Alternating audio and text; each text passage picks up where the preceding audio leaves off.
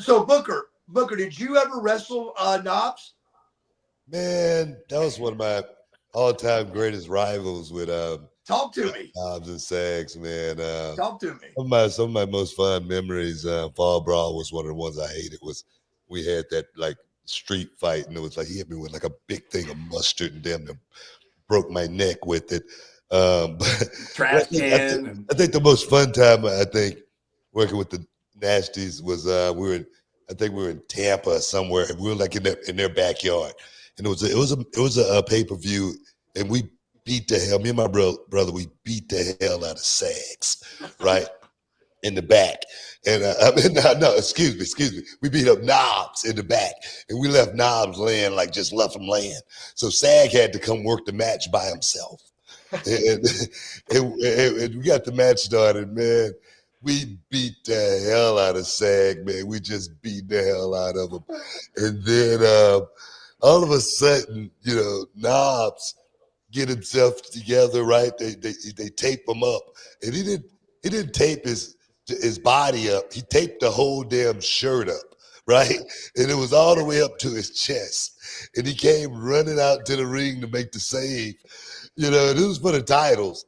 And when I saw him running, I couldn't do anything but laugh. I'm literally laughing. And it's a pay-per-view. We're the champions, right?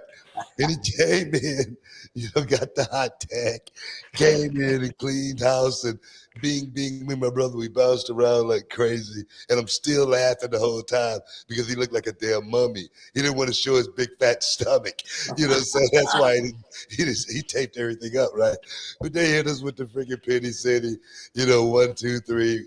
Won the titles, man. Me and my brother roll out, and we're still laughing at the same time, So, oh man, we had some great times, man. Me and Knobs also. I remember we was in Japan, and I don't know why we were over there, but it was a tour, and it was with WCW, and him and we went to this club. It was called the Rolling Stone. Okay. No joke. No joke. I swear to God. And we probably got there like 1 o'clock in the morning, just Knobs and I. And the club was underground, right? Literally. And him and I were the only two Americans in there, right? We drinking and drinking. And I drink so much, I go upstairs and I throw up. I go back down. And we party. I go back upstairs, throw up, come back down. We finish partying. We got out literally like 5 or 6 in the morning. Got back to the hotel, and I'm thinking we're trying to sneak in the hotel, and lo and behold, who do we run into? Eric Bischoff. Yeah. And he was probably with you guys. You just didn't see him in the bar. No, but I always tried to keep a low profile. So I was going to try to finagle it and say, I'm just getting up, getting ready to go to breakfast. And now I'm just stooging out. Oh, we've been out all night partying. I was like, oh, man, I'm about to get fired, man. But no, man, nothing but good times with Knobs, man. Nothing. So imagine this. Bagwell talks about me coming into the wrestling scene. And obviously I came kind of out of nowhere, right? And so who do I start hanging out with?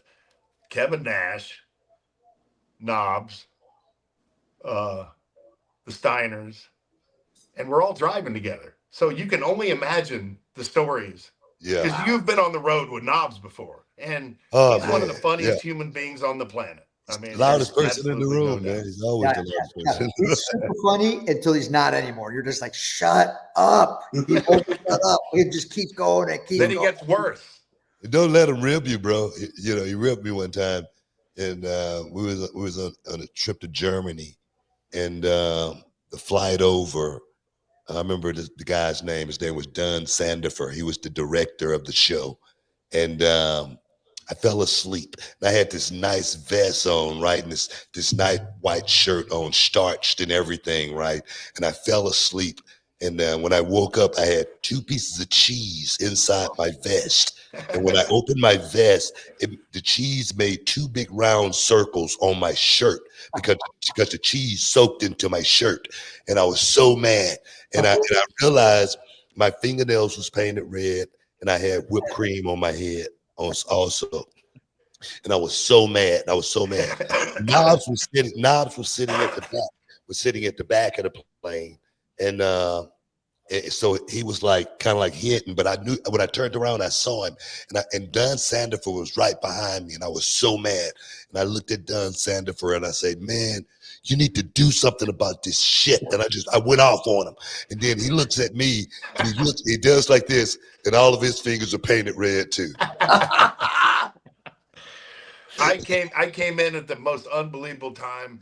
If people could understand the friendship that us four guys had, Oh man, and that most of the group had, I mean, and the stuff that we did, and I got there after you guys were already having fun for years prior, right? I want So to I kill can him. only imagine I want to the kill him. Bro. stories. I wanted to kill him. I Now- wanted to kill him. I did. now- I mean, I did. you either love him or hate him, right? No, the And thing is, he's never told me if he did it or not. Still to this day.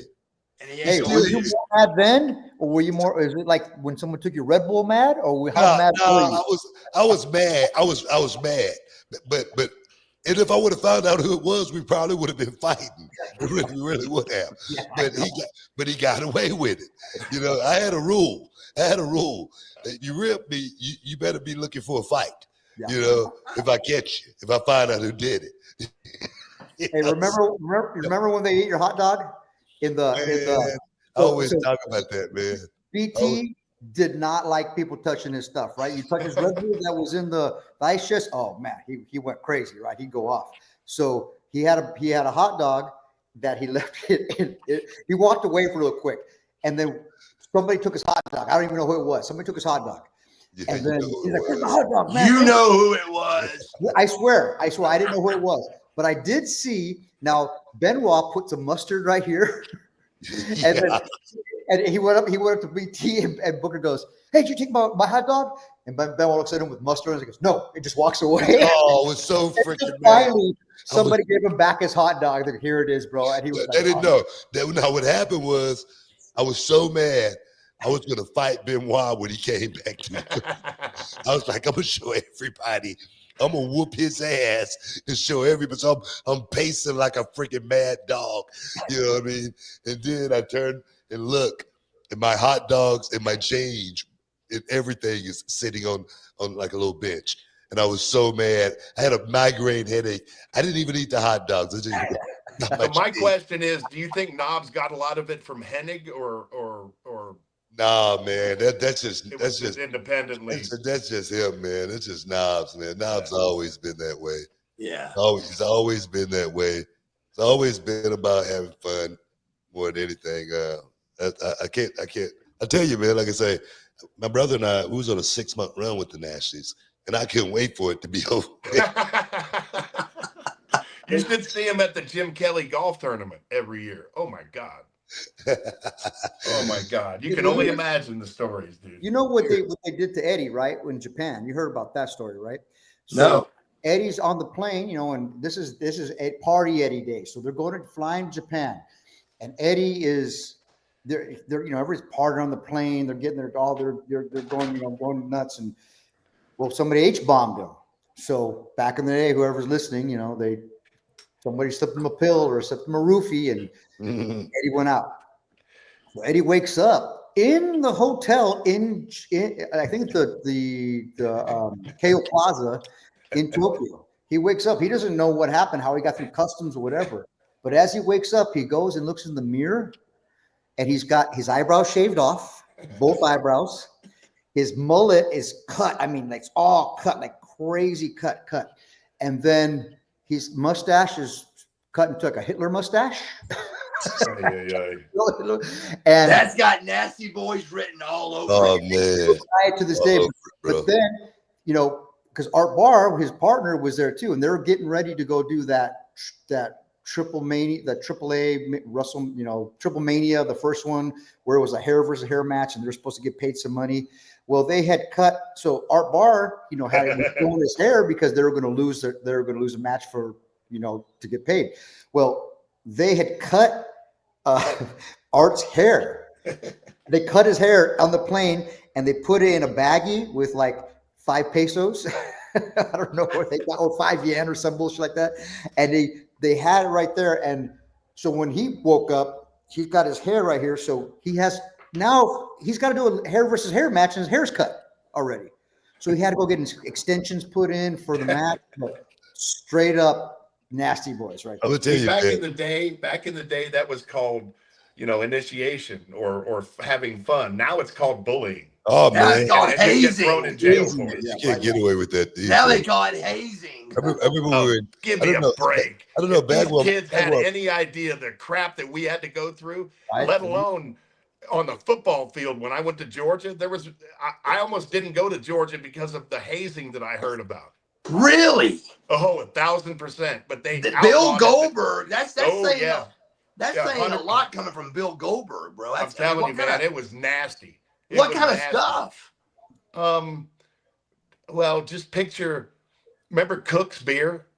Yes.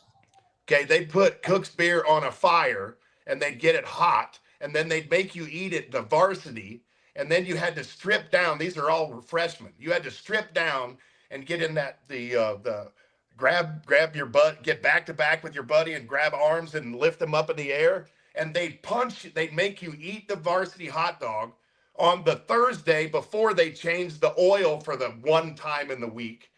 And then they'd make you drink the hot Cook's beer and they'd punch you in the stomach until you threw meat up. That was only part of it. The part that I can mention on TV or whatever we're on. That's crazy. Oh, it was nuts, man. Then you'd pick Oh my out an God. upperclassman and you'd go toe to toe with him, and That's the weight Snyder's. coach walked around Snyder's with would do a that too. loaded 357 Magnum just to make sure everything was okay. And what happened was somebody got jacked. One of the freshmen got punched and he swallowed his tongue. And the strength coach had to put a stick in his mouth and pry his freaking mouth open and pull his tongue out. I heard that and I'm like, I ain't going to Georgia. There's no way. Bill, were you on the trip where when Arn and Sid got stabbed? No. Were you, Booker? no, Thank God. Really? no, I wasn't on That that was trip. before Well, me. Chavo, were I, you? I was there, but I wasn't on that trip for some reason. That's weird. But I thought for sure, Booker, you were. This is before, a little before you, Goldberg. But that I was just going to tell that. I thought that story was. But the Nasty Boys again on that one. Arn and Sid go through the stabbing thing, and they send WCW suits over to fire all of us. We're all getting fired. That's why I was glad I wasn't there. No, Yes. that was before they let black guys and Jewish guys on the plane. Yeah. Well, not only that, I'm you not- wasn't safe at home. You were already They were there. going to Yeah, fire I'm next. everybody. WCW was going to be over, brother. Yeah, I was over there listening to them. And so they flew all the suits over, and they kind of get it calmed down, and we find out we're not getting fired. And we're like, oh, we're so thankful. The following night, the German promoter of the whole thing was named Dieter. You remember that, Booker? Wait a minute. I might have been on that tour, but for some reason I wasn't It was around the there. two. It was the hill bus and the baby bus. The two buses. No, when I went over there, Dieter Kropp, he actually had the little limousines.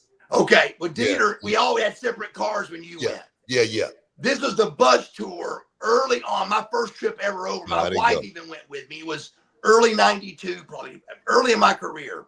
And so after they get all that calmed down with the suits, the promote Dieter's partner starts drinking with the Nasty Boys and talking trash.